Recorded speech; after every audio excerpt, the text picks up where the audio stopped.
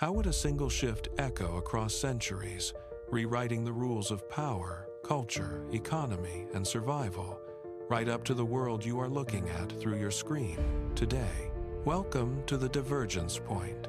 The investigation begins now. History is written by the victors, but it is forged by the desperate. We look back at the American Revolution as an inevitable march toward liberty, a strategic masterclass that changed the world. But what if that perspective is a lie? What if the entire foundation of the United States was a gamble that should have failed? The textbooks tell us how it happened, but they rarely dwell on how easily it could have gone silent. A single decision, a shift in wind, a misplaced scout, any of these could have unraveled the entire project before it took root. We treat the past as a series of set stones, yet history is fluid, defined by accidents and split-second choices. To understand our own era, we must first shatter the illusion of destiny. We have to look at the moments where the future hung in the balance, resting on the frozen edge of a knife. If the revolution had died in its cradle, the world we know today would vanish. No democracy, no global superpower, no American century. We are going to step into that alternate timeline, a world where the hinge of history swung in the opposite direction. It begins with one night, one river, and a gamble that almost cost everything. The 25th of December, 1776. The air is not just cold, it is biting, a physical weight that turns breath into ice crystals before it drifts away. Washington stands at the bank of the Delaware, the darkness broken only by the dim, flickering lanterns of a desperate army. This is no grand procession. It is a slow, agonizing crawl against a river that wants to kill them. Massive slabs of jagged ice churn in the black water, grinding against the hulls of the flat-bottomed boats with a sound like snapping bone. Each impact sends a shudder through the wood, threatening to breach the thin frames and dump the men into the freezing current. There is no room for error. A single man falling overboard would be lost to the depths in seconds, his struggle silenced by the relentless, freezing pulse of the river. Washington watches the far bank, his jaw set, listening to the rhythmic, labored splash of oars hitting the slush. The wind howls, masking the approach, but it also pushes the boats dangerously off course. They are drifting, vulnerable, and completely exposed to the night. Every second they spend on this water is a gamble against the inevitable. The river is a barrier, a frozen gatekeeper, and it is waiting for them to make one final, fatal mistake. The boat grinds against the frozen mud of the bank, the sound sharp as a pistol shot in the silence.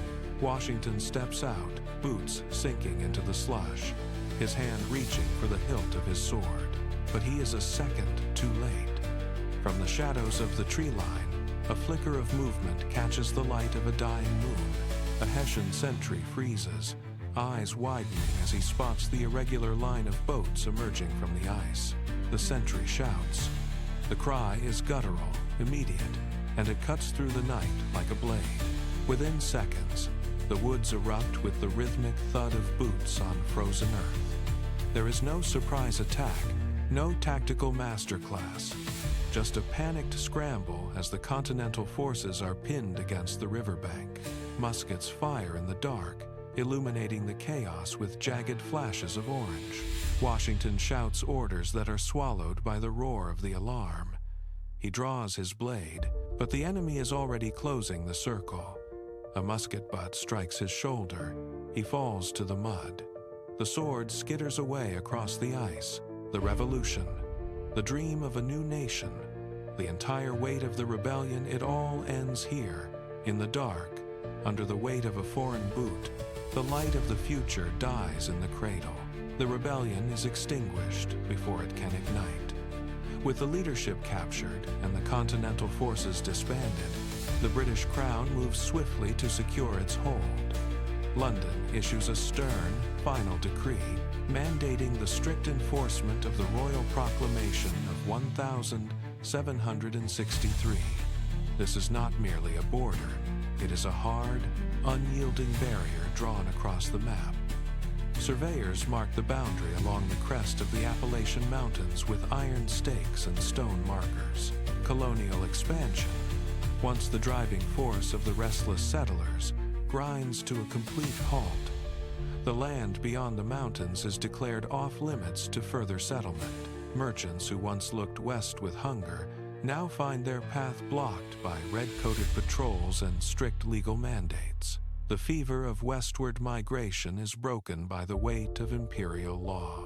Forests that were destined to be cleared for timber and farms remain silent, untouched by the axe. The map of North America stops growing. It settles into a rigid, static configuration, defined by the geography of the mountains and the authority of the throne.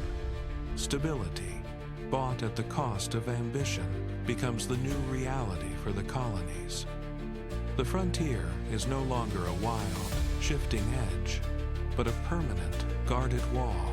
Beyond the Appalachian line, the landscape enters a period of unprecedented preservation. The British Crown, seeking to stabilize its vast empire, formalizes the vast interior into a massive, protected territory known as the Indian Reserve. This is not a temporary agreement, but a permanent, legally binding sanctuary.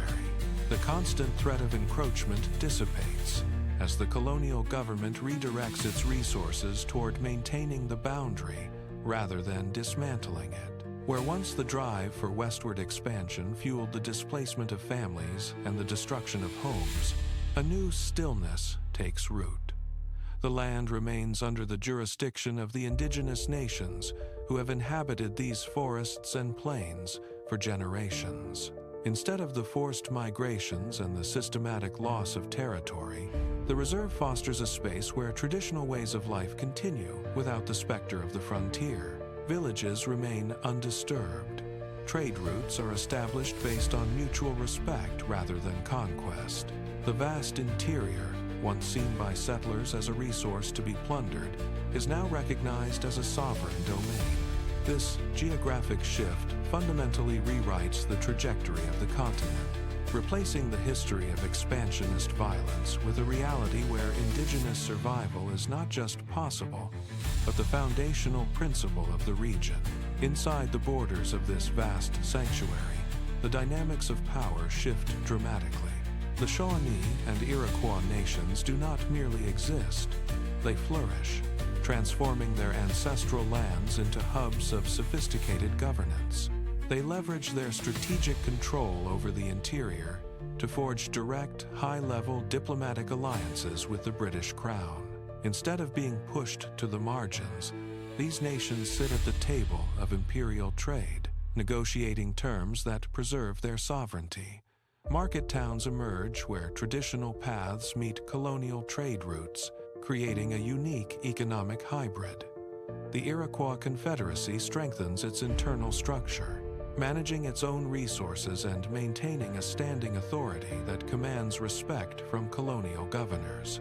The Shawnee expand their influence, acting as the primary brokers of the interior, their diplomacy ensuring that the frontier remains a space of exchange rather than conflict. This reality forces a complete reassessment of North American history. The continent is no longer a blank slate for empire, but a complex, multi-layered patchwork of recognized indigenous states. By becoming essential, sovereign partners, these nations dismantle the myth of inevitable colonial dominance, proving that the map could have been drawn with ink and treaties rather than blood and steel.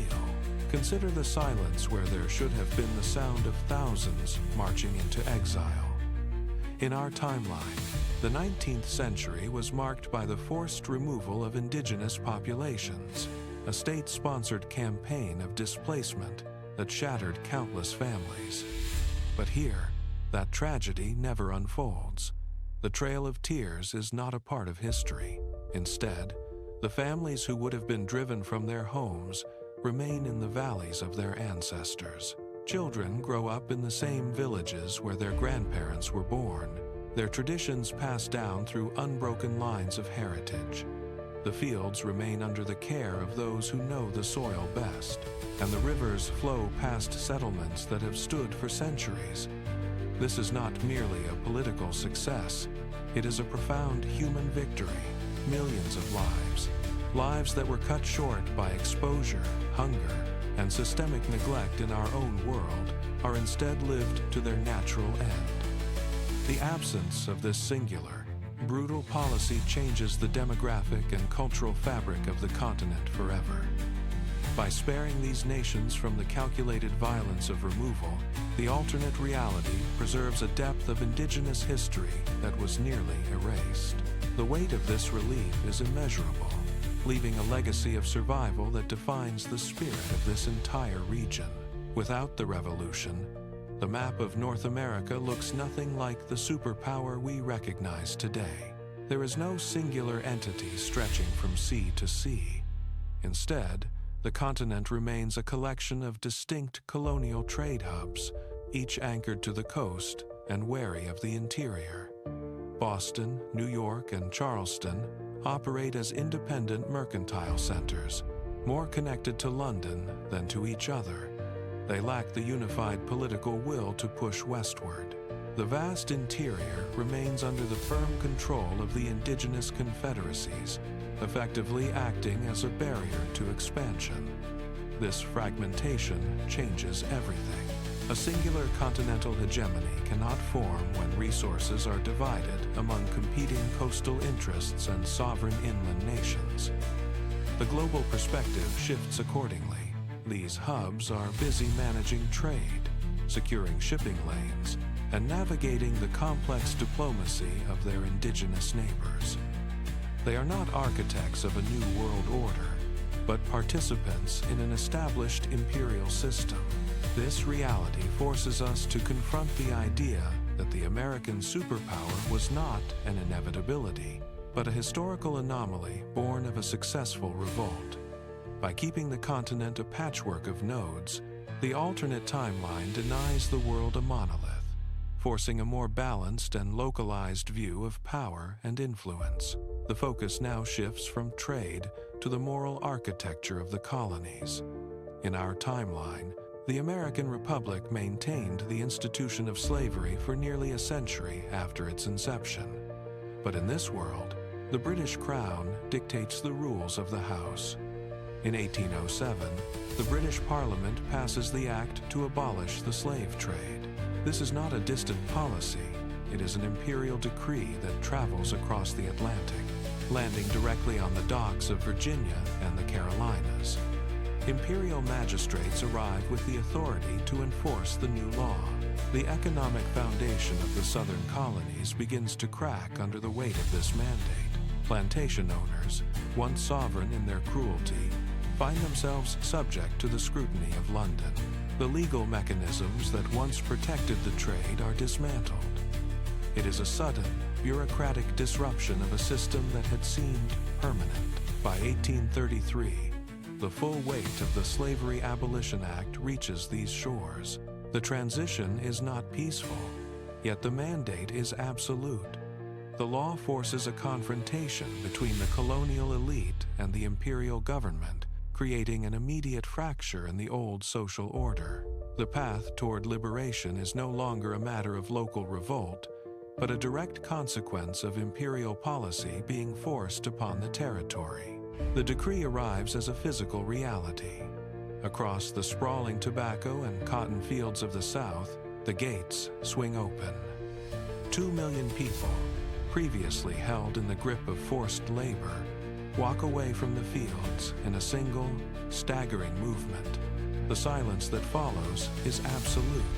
The rhythmic, plantations grind halts, power evaporates, families reunite on the roads, moving away from the structures that confined them for generations.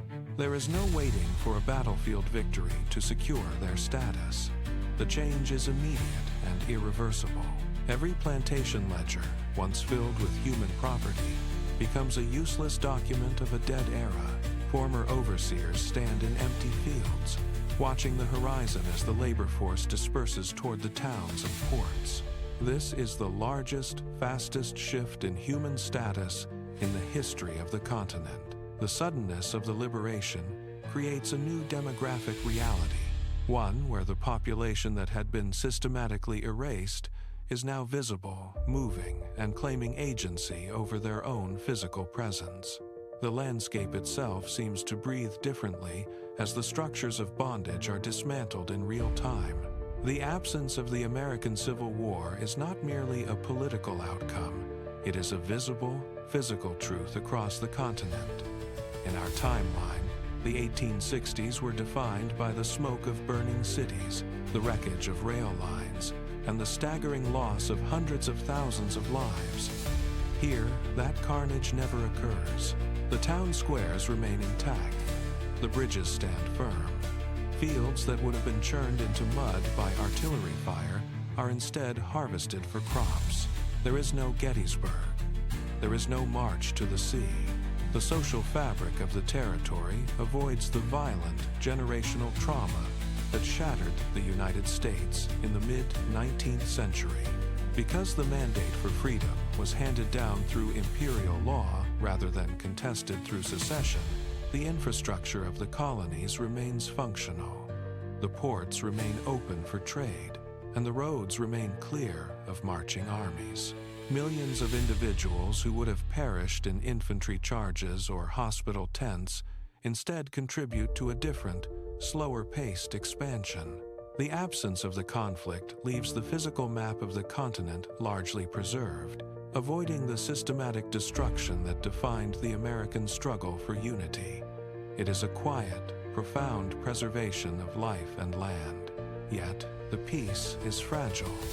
In the heart of the southern colonies, the enforcement of imperial law triggers a violent, immediate backlash. Plantation owners, stripped of their labor and status, do not accept the new order. They gather in secret meetings, hidden in the shadows of warehouses and private estates.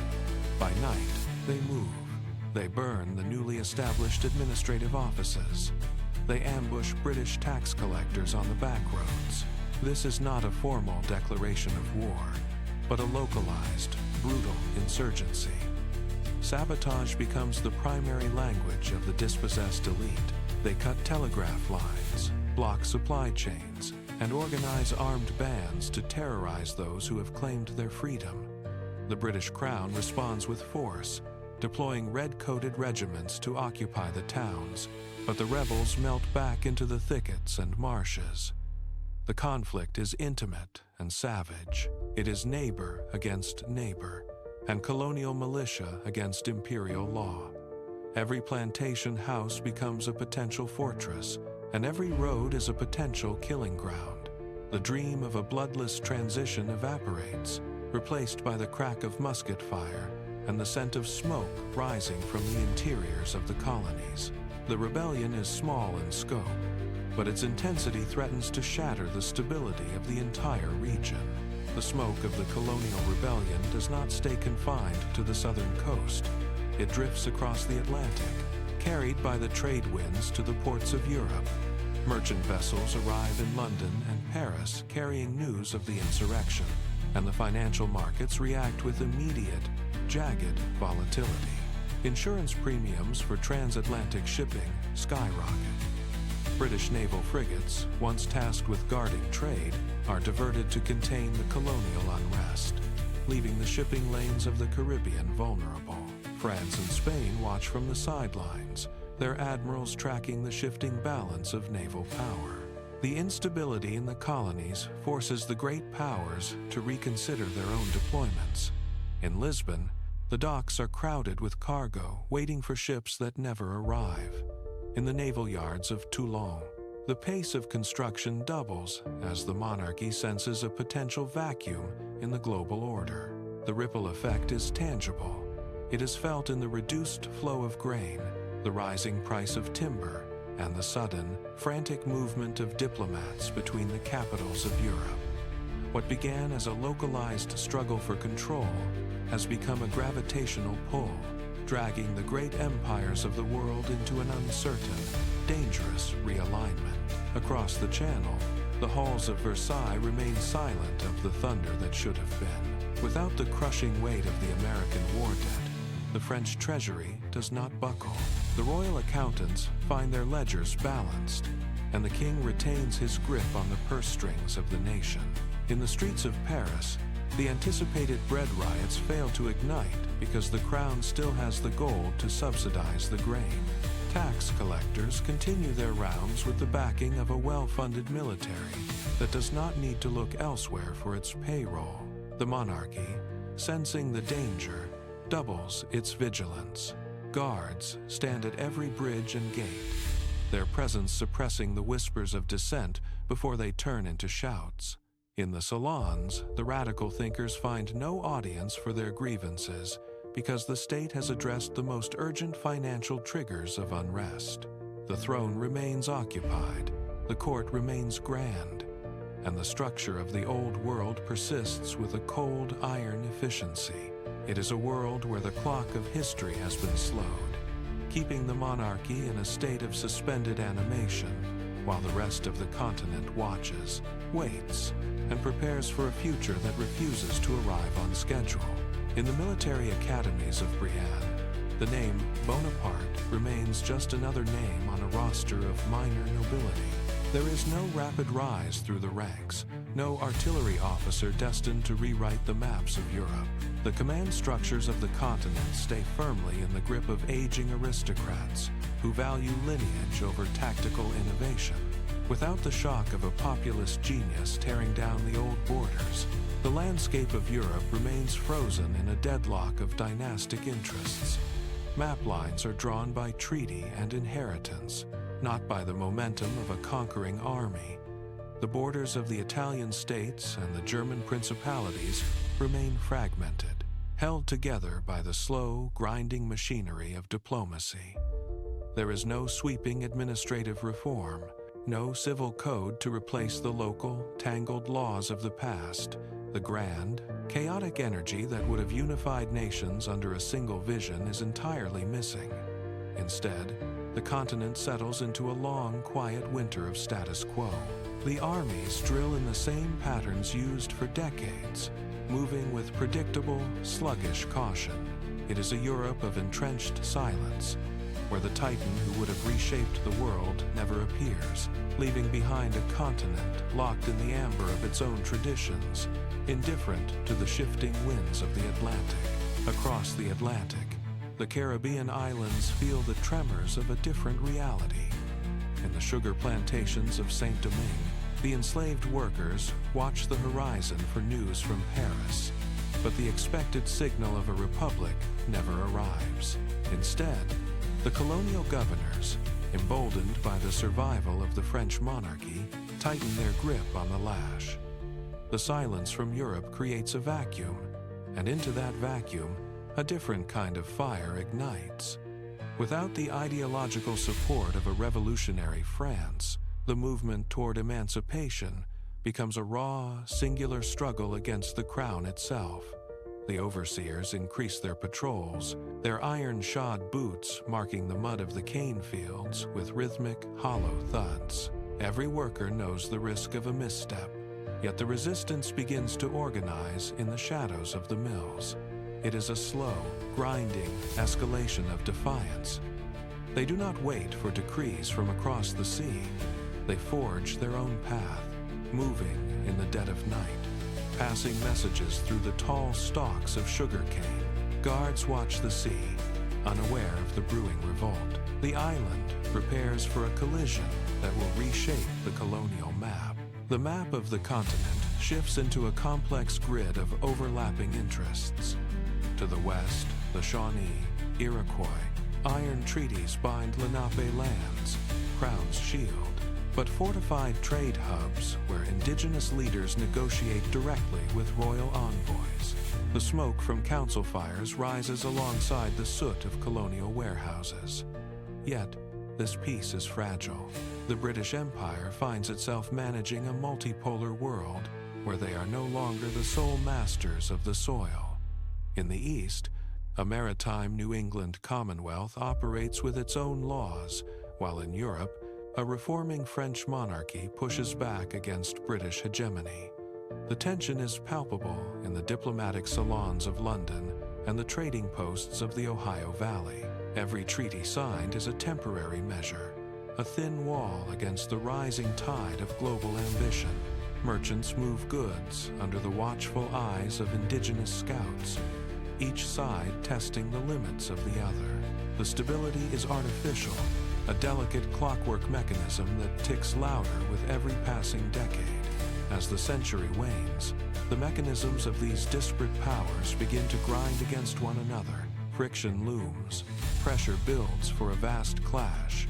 When the flames of the 20th century ignite, there is no industrial titan to tip the scales. The conflict erupts across the European continent, but the gears of war grind slowly. Without the massive, mechanized output of American factories, the supply lines remain thin and fragile. Soldiers huddle in trenches dug deep into the frozen earth, waiting for ammunition that takes months to arrive by sea. The artillery barrages, once relentless, now fall silent for weeks as iron and steel become the most precious commodities on the front. This is not a war of rapid movement, but a war of attrition. Every mile gained is paid for in months of stalemate. In the factories of Britain and Germany, workers struggle to keep pace with the insatiable hunger of the battlefields. The lack of standardized, mass-produced equipment forces armies to fall back on older, less efficient weaponry. Casualties mount in the mud, not from tactical genius, but from the brutal, grinding reality of exhaustion. There is no rapid surge, no overwhelming force of industry to bring the fighting to a swift conclusion. The maps remain static, the battle lines unmoving, and the toll on the population grows with every passing season. It is a war that consumes the world, one slow, agonizing heartbeat at a time. The era that history once knew as the American century simply does not exist.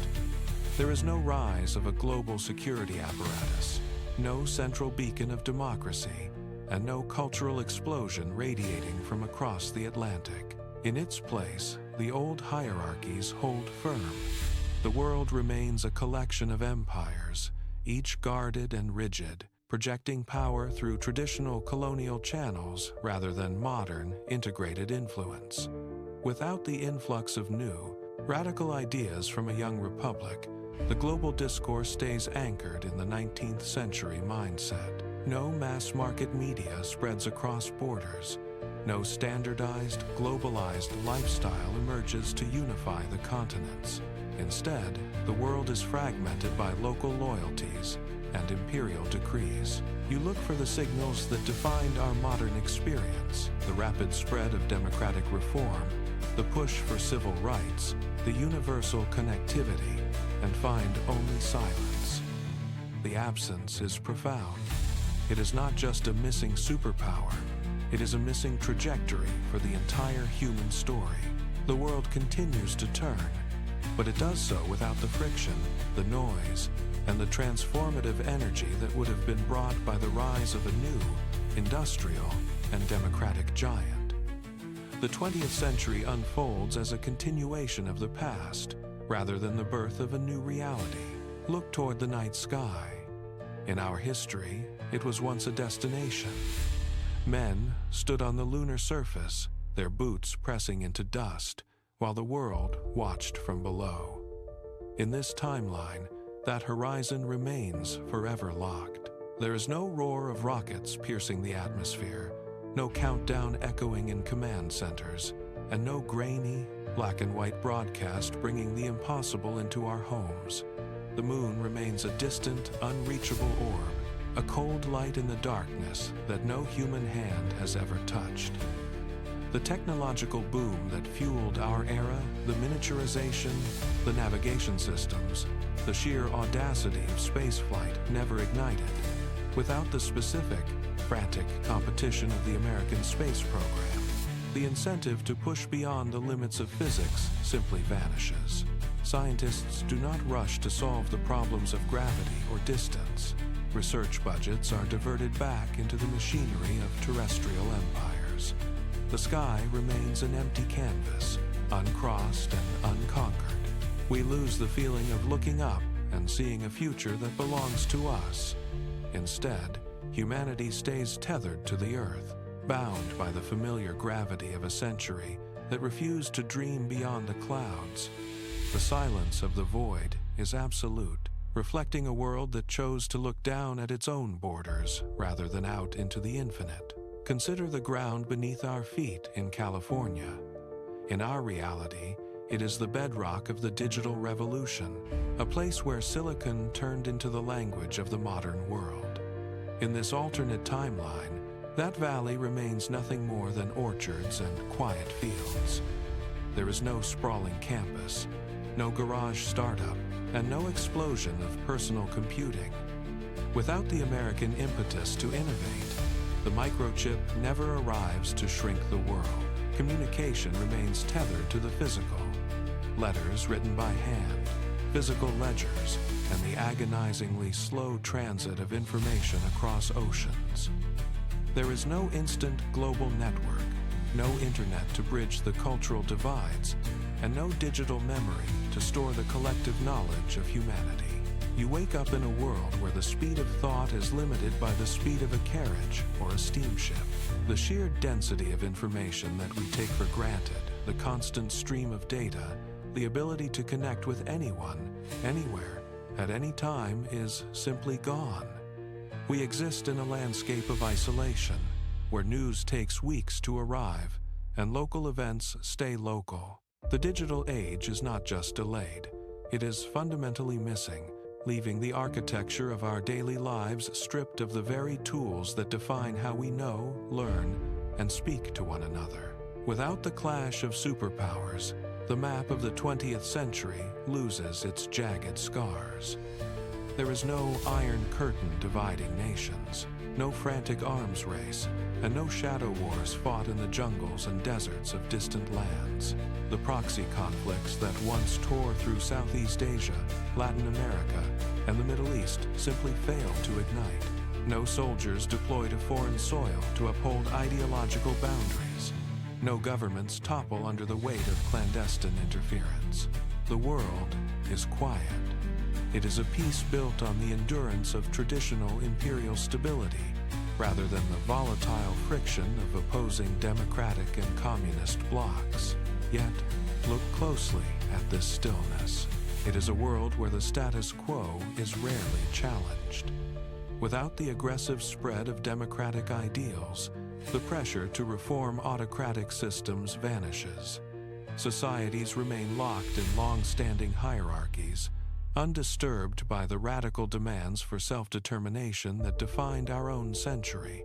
The global stage is orderly, predictable, and remarkably calm, but it is also a landscape devoid of the revolutionary fire that forced the world to evolve. We gain a reprieve from the carnage of the Cold War, but we lose the friction that drove the modern pursuit of universal rights. It is a more peaceful existence, yet one where the concept of liberty remains a distant, unvoiced ambition. We face the final, haunting question of this alternate reality. Is a world of colonial stability, where millions of lives were spared from the brutal fires of revolution and civil war, inherently better? Consider the cost. In this version of history, the British Crown maintains order. Slavery ends through imperial decree, avoiding the slaughter of the American Civil War. Indigenous nations persist within protected territories, their sovereignty intact against the tide of westward expansion. It is a world of fewer graves, less bloodshed, and a predictable, steady peace. Yet, look at the shadow cast by that order. The radical experiment of self-governance, the very foundation of the democratic republic, never takes root. The idea that common people possess the right to define their own destiny remains a whispered, dangerous fringe theory rather than a global standard. We are left with a fundamental, irreconcilable split. Do we value the preservation of human life above all else, a throne's distant subjects, or 1,776's human cost? However flawed, Placed power into the hands of the governed, the dilemma is absolute. One path offers safety and stagnation. The other offers liberty bought with blood. The story of 1776 was never just a military campaign. It was the hinge upon which the entire modern world swung. Every outcome we have explored, every empire preserved, every nation born or erased rests on that single, freezing night on the Delaware. If the wind had shifted, if the patrol had looked twice, the momentum of history would have shattered. We often treat the past as a solid wall of inevitability, a sequence of events that had to happen exactly as they did. But this alternate timeline forces us to confront the reality of the gamble. The world we inhabit is not a destination we were destined to reach. It is the result of a single, fragile decision made in the dark. The weight of that moment is immense. It reminds us that our own time is just as precarious. Every choice made in the halls of power, every movement in the streets, and every quiet act of defiance carries the potential to redirect the current of human history. We are living in the wake of 1,000 accidents, standing on the edge of a future that has not yet been written. The hinge remains open. The consequences are still gathering force. We are not merely observers of history. We are the ones currently turning the dial. We cling to the comfort of the narrative arc, insisting that history follows a logic, a purpose, or a grand design. We look at the rise of nations and the fall of empires as if they were written in stone, but stripping away the veneer of predictability reveals the truth. History is a series of accidents. It is the product of 1,000 coincidences, none of which had to occur. Think of the storms that saved fleets, the whispers that started wars, or the simple hesitation of a single commander in the dark. These are not parts of a master plan. They are the erratic collisions of chance. We stand here, in the present, convinced of our own permanence, forgetting that our entire existence is a statistical anomaly balanced on the edge of a knife. The world we know, the borders, the treaties, the very languages we speak, is merely one possible outcome among an infinite number of paths that never were. To see history this way is to feel the sudden, cold rush of the improbable. We are not the inevitable result of progress. We are the survivors of a chaotic, tumbling, and entirely unscripted sequence of events. The randomness is absolute. It is a staggering thought that everything we cherish exists only because a few dice rolls went our way. So we return to the central question: which world is truly better? Is the world we inhabit, built upon the foundation of expansionist violence and radical democratic ideals, a more just place? Or would humanity have been better served by the colonial status quo, potentially saving millions of lives at the cost of the very concept of a sovereign republic? There is no clean answer. The path of revolution brought us the freedoms we take for granted, but it also carved deep scars into the fabric of the globe. The alternate path promised a different kind of order, yet it demanded the surrender of the democratic dream. We are left looking at the mirror of history, forced to decide what we value most. If the crossing had failed, would the world be a more just place? Or would we have lost the very ideas that allow us to question our own existence? The history books cannot answer this for you. Your perspective is the final piece of the puzzle. We want to know your thoughts. Would you trade the reality of our republic for the stability of a different past? Let us know your thoughts in the comments below. The investigation into the Ides that never were concludes here. But the question of what else could have been is eternal. Like and subscribe, and we'll see you next time.